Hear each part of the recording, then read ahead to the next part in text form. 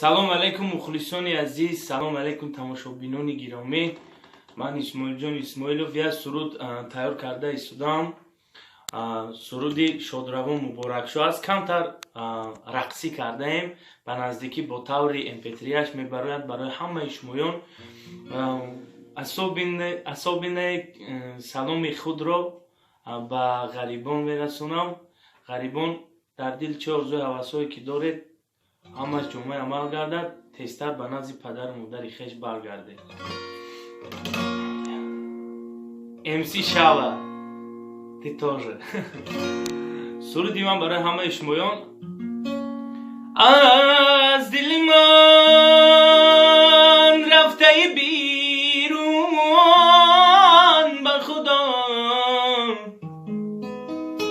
تو را نمی پرستم،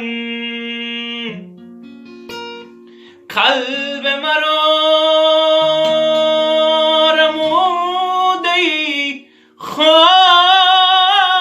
به خدا، تو را نمی پرستم. از دل من رفته بیرون به خدا، تو را نمی پرستم، قلب مرا رموده ای خون به خدا، تو را نمی پرستم.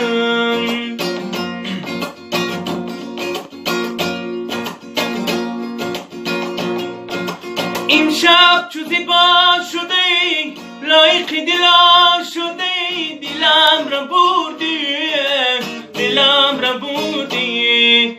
این شب چو زیبا شده لایق دلا شده، دلم را بردی، دلم را بردی. توی خود جنگ تو را خودم مای رنگ تو را، کسی نداند، کسی نداند.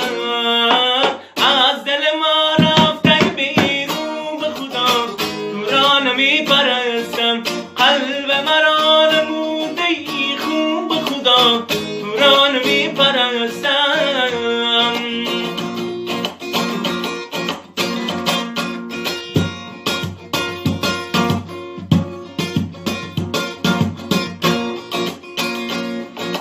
باز من گوش مزن، زخم دل خسته من، دلم شکستی، دلم شکستی. باز من گوش مزن، زخم دل خسته من، دلم شکستی، دلم شکستی. توی خود جنگ تو را خودم اومای رنگ تو را، کسی نداند، کسی نداند.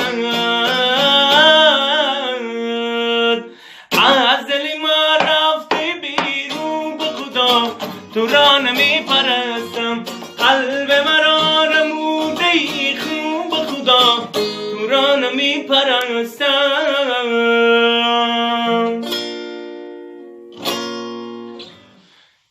زنده باشید. این سرودایی که میخونیم، این ناله هایی که میکنیم، ایران از ما یاد گیرن، یا که تمام دنیا از تاجیکان یاد گیرن. تماشابینان عزیز، زنده باشید، آباد باشید. ما با دعای مخلصان خویش میسبزیم. تشکر زیاد. исмоилчон исмоилов با همراه شمایان بود. شاوتیو.